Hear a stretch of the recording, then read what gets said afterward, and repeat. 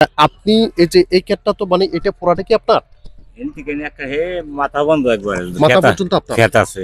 আচ্ছা, এখানে কি সবজি লাগাবেন?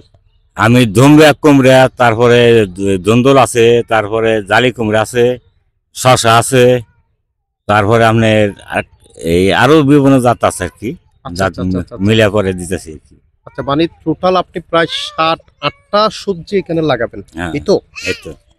আচ্ছা বাসা ভাই, আচ্ছা এই টোটাল আপনার এখানে কত শতাংশ জায়গার মধ্যে এই সবজিটা লাগাচ্ছেন আপনি? আড়াই পাহি ধরেন, আড়াই তিন পাহি, পরে 55 পাহি। মানে এটা শতাংশ যদি বলি সেক্ষেত্রে কত হবে? শতাংশ হিসাব তো আমি জানি না, আমি পাহি হিসাব জানি, 20 গুণ 1 পাহি এটা জানি আর কি। আচ্ছা আচ্ছা আচ্ছা আচ্ছা আচ্ছা, যাক যাই হোক। 20 গুণ দর্শক আপনারা শুনলেন এখানে টোটাল কত পাখি ভাই?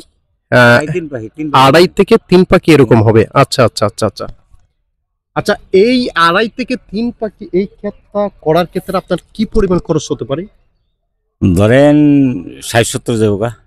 60 থেকে 70 হাজার পর্যন্ত আপনার যাবো গা। এখানে খরচ হতে পারে। খরচ। মানে টোটাল আপনি এখান থেকে যে ফলন দেওয়া পর্যন্ত, এই তো?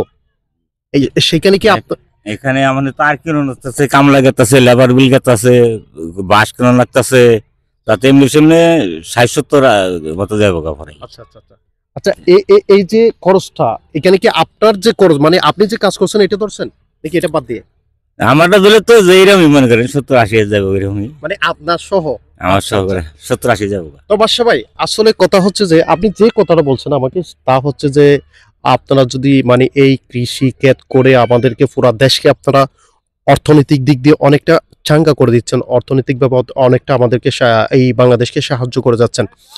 কিন্তু যখন আপনারা ক্ষতির সম্মুখীন হন, সেক্ষেত্রে আপনারা কোনো ধরনের সরকারি সহযোগিতা কিংবা কৃষি মন্ত্রণালয় থেকে কোনো ধরনের সহযোগিতা আপনারা পান না, যে কথাটা আপনি আমাকে বলছেন।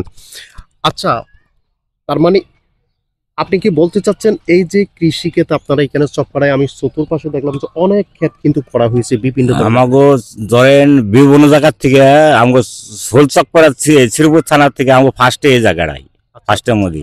আচ্ছা আর আচ্ছা বিভিন্ন জায়গায় আছে, ফার্স্টে আছে, তবে আমাগো এলাকার ইয়ে নিকে ফার্স্টে আমাগো চকপাড়া 2 নং চকপাড়া এটাই। আচ্ছা আচ্ছা বাদশা ভাই, তাহলে আপনাদেরকে সরকারিভাবে কোনো ধরনের সহযোগিতা এখানে করা হয় না? না, দেওয়া হয় না। দেওয়া হয় না, মানে কোনো ধরনের সরকারি পরামর্শ কিংবা পাস বিষ ইত্যাদি ইত্যাদি, মানে এগুলো সরকারিভাবে কিছুই আপনাদেরকে দেওয়া হয় না, এই তো? কিছুই দেওয়া নেই। আচ্ছা আচ্ছা আচ্ছা আমরা নিজের দিয়ে আর কি। আচ্ছা আচ্ছা, মানে সমস্ত খরচ হচ্ছে নিজস্ব অর্থায়নে আপনারা এটা করেন? নিজস্ব।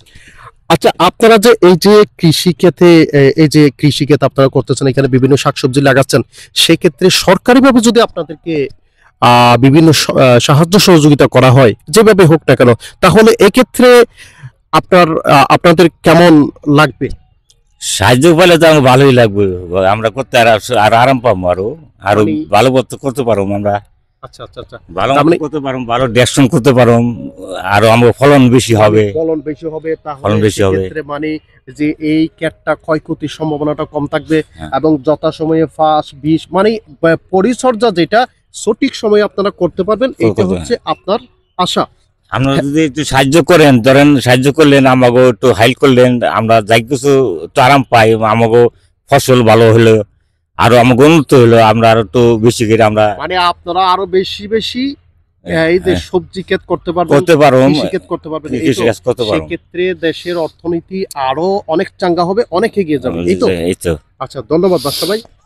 দর্শক, আপনারা শুনেছেন এখানে চকপাড়াতে বিভিন্ন প্রজাতির শাক সবজি থেকে শুরু করে বিভিন্ন প্রজাতির আপনার এখানে সবজি আবাদ হচ্ছে, ক্ষেত করা হচ্ছে। কিন্তু আমি দুই ভাইয়ের সাথে কথা বলে দেখলাম এখানে তাদেরকে সরকারিভাবে কোনো ধরনের সাহায্য সহযোগিতা দেওয়া হয় না, এবং তাদের প্রত্যাশা হচ্ছে তাদেরকে যদি কৃষি মন্ত্রণালয় থেকে তথা সরকারিভাবে যদি সাহায্য সহযোগিতা করা হয়, সেক্ষেত্রে তারা আরো এই যে ক্ষেতের ফলন ভালো হবে, এবং সেই সাথে তাদের এই যে ক্ষেত পরিচর্যা করতে পারবে ভালো, মানে সব দিক দিয়ে তাদের অনেকটা উপকার হবে, এমনটি বলেছেন এখানকার যারা কৃষক রয়েছেন তারা। অতএব আমিও বলতে চাই, যেহেতু বাংলাদেশের অন্যতম একটি যে আপনার অর্থনৈতিক চাঙ্গা করার একটি মাধ্যম হচ্ছে আমাদের কৃষিক্ষেত, আমাদের সবুজ শ্যামল এই কৃষিক্ষেত্রকে যদি আমরা আরো এগিয়ে নিতে চাই, তাহলে সেক্ষেত্রে অবশ্যই সরকারিভাবে এই কৃষকগুলোকে বিভিন্ন ধরনের সাহায্য সহযোগিতা করা অতীব জরুরি।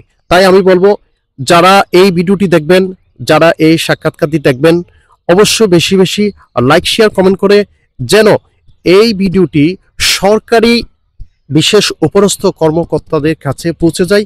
অবশ্যই সেই চেষ্টা করবেন যেন এই ভাইয়েরা যেন সরকারিভাবে বিভিন্ন ধরনের সাহায্য সহযোগিতা পায়। তাই দর্শক, আজকে আমি এখান থেকে বিদায় নেব। সবাই ভালো থাকবেন, সুস্থ থাকবেন।